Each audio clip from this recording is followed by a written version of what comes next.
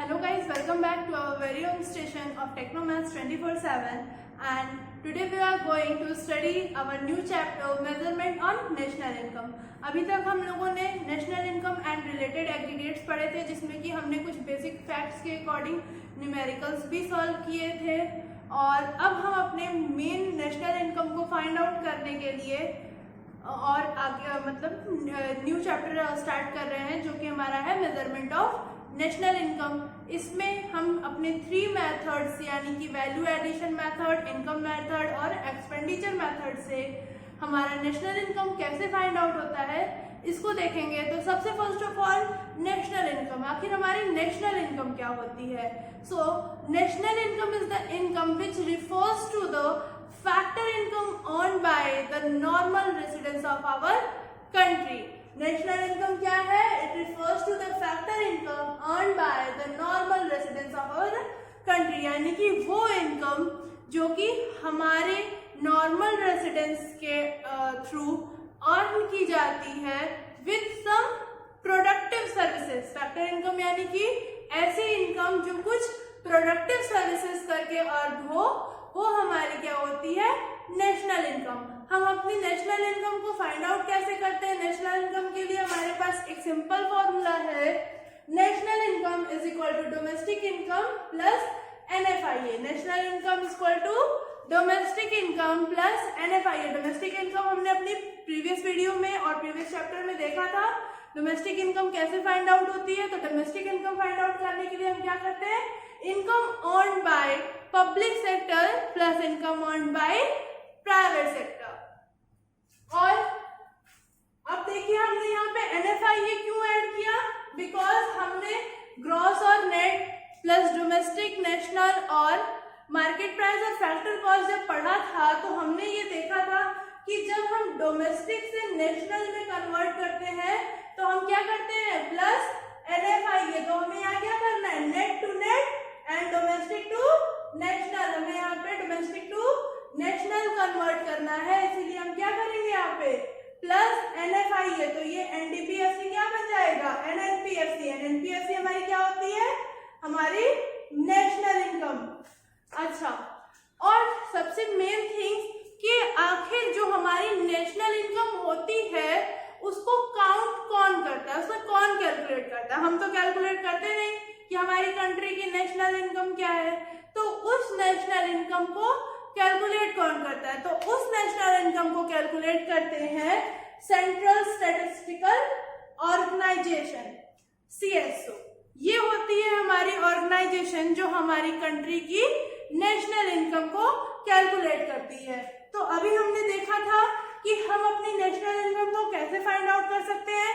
तो इसके 3 मेथड्स होते हैं। There are 3 methods to calculate national income. First one value addition, second expenditure method,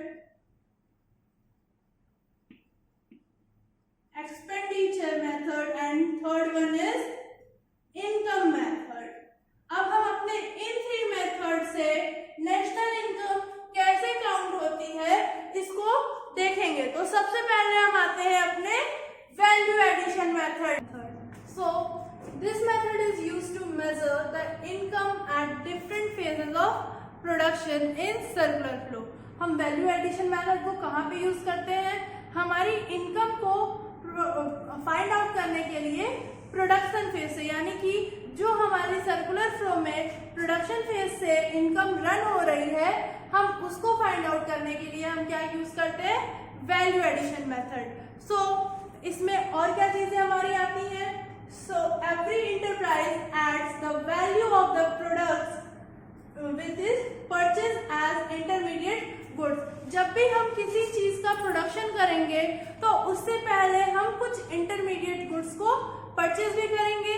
suppose जैसे कि अगर हम अपने प्रोडक्शन फेज को 3 पार्ट में डिवाइड करें, जैसे फर्स्ट हमारा हो गया फार्मर, सेकेंड हमारा हो गया मिलर और थर्ड हमारा हो गया बेकर। तो हमारा जो फार्मर है वो क्या करेगा? वो सीड्स को ग्रो करेगा जिससे वो क्या करेगा? वीट रेडी करेगा।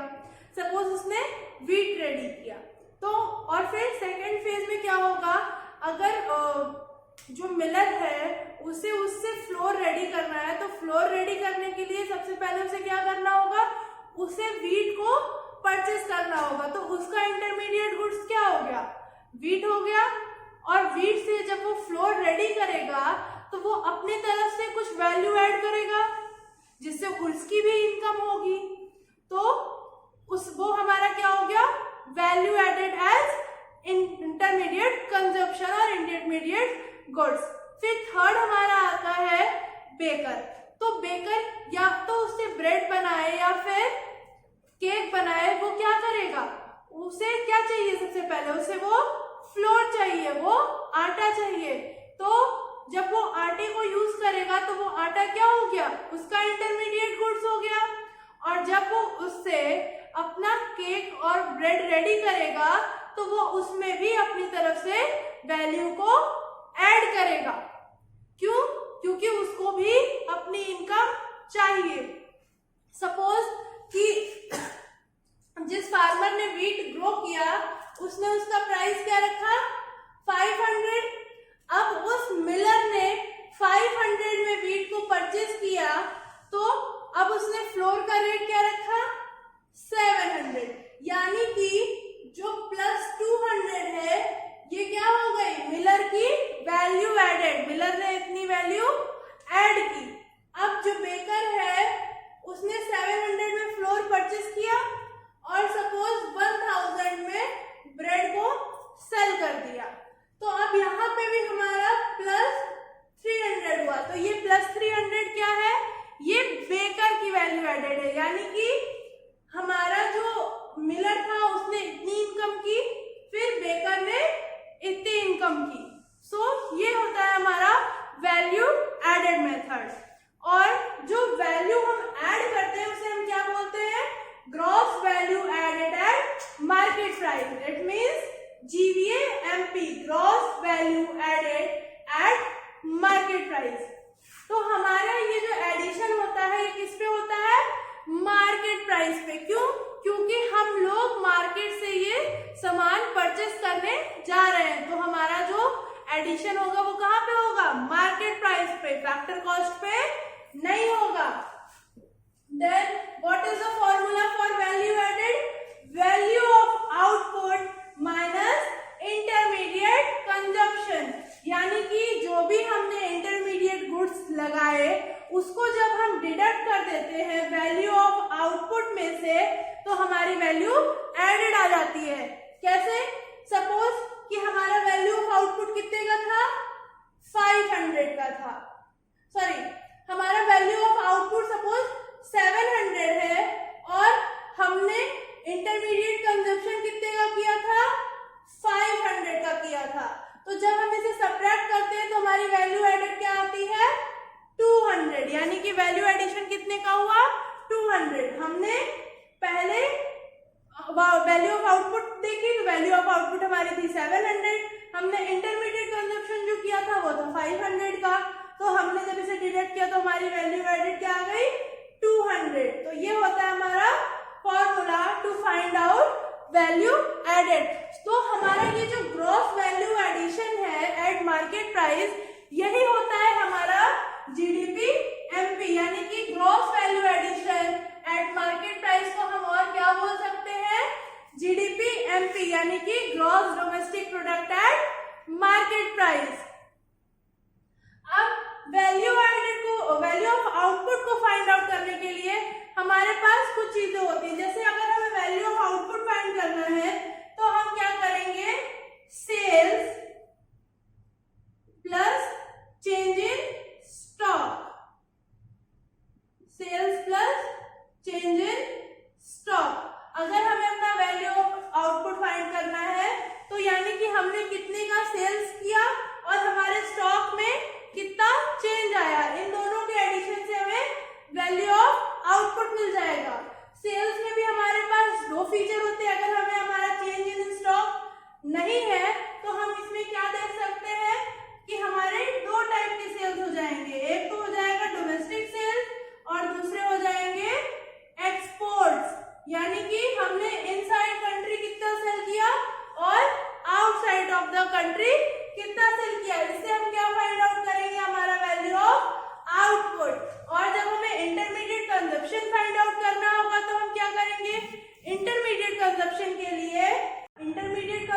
लिए हम कैसे फाइंड आउट करते हैं, इंटरमीडिएट कंजप्शन के लिए हम करते हैं डोमेस्टिक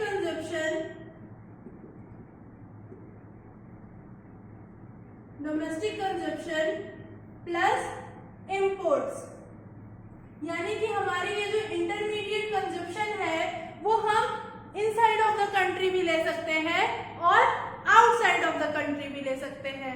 तो इसलिए जब हम अपना इंटरमीडिएट कंजप्शन फाइंड आउट करते हैं तो हम किस किस चीजों को ऐड करते हैं, डोमेस्टिक कंजप्शन प्लस इंपोर्ट्स, यानी कि जो गुड्स हमने इनसाइड से लिए और जो गुड्स हमने आउटसाइड से लिए। और जब हम अपना value of output find out करते हैं तो हम डोमेस्टिक सेल्स और एक्सपोर्ट को ऐड करते हैं, क्योंकि हमने अपनी कंट्री में भी विद इन द कंट्री भी सेल्स की और आउटसाइड ऑफ द कंट्री भी सेल्स की। तो अब हमें जब यहाँ से NNP-FC फाइंड आउट करना होगा तो हम क्या करेंगे, हमारे पास हम ये जानते हैं कि हमें नेशनल इनकम के लिए क्या फाइंड आउट करना है, NNP-FC। हमारी जो नेशनल इनकम होती है वो फैक्टर कॉस्ट पे होती है, वो मार्केट प्राइस पे नहीं होती। और हमारे पास गिवन क्या है, GDP MP। हम ये जानते हैं कि हमारा जो GVA-MP है वो ही GDP MP भी होता है। तो अब हम जब इसे चेंज करेंगे NNP-FC में तो हमें क्या करना होगा, पहले ग्रॉस से नेट यानी कि minus depreciation, then domestic to national plus NFIA, then market price to factor cost means minus NIT। ये फॉर्मूला हमने सबसे पहली वीडियो में हमारे नेशनल इनकम की पढ़ी थी कि हम gross to net, domestic to national और मार्केट प्राइस से फैक्टर कॉस्ट में कैसे चेंज लाते हैं। हमने वही चीज यहाँ पे किया है, ग्रॉस से नेट में कन्वर्ट किया, domestic to national and market price to factor cost. हमारे पास अगर हमारे ये 4 फैक्टर्स हो तो हम अपनी नेशनल इनकम बहुत ही इजीली फाइंड आउट कर सकते हैं। हमारा ये फॉर्मूला है जिससे हम ग्रॉस वैल्यू एडिशन मेथड से हम अपनी नेशनल इनकम को फाइंड आउट कर सकते हैं। अब हमारी नेक्स्ट वीडियो में हम इससे रिलेटेड कुछ न्यूमेरिकल्स लगाएंगे और हमारा नेक्स्ट मेथड ऑफ कैलकुलेशन यानी कि इनकम मेथड को देखेंगे। Thank you.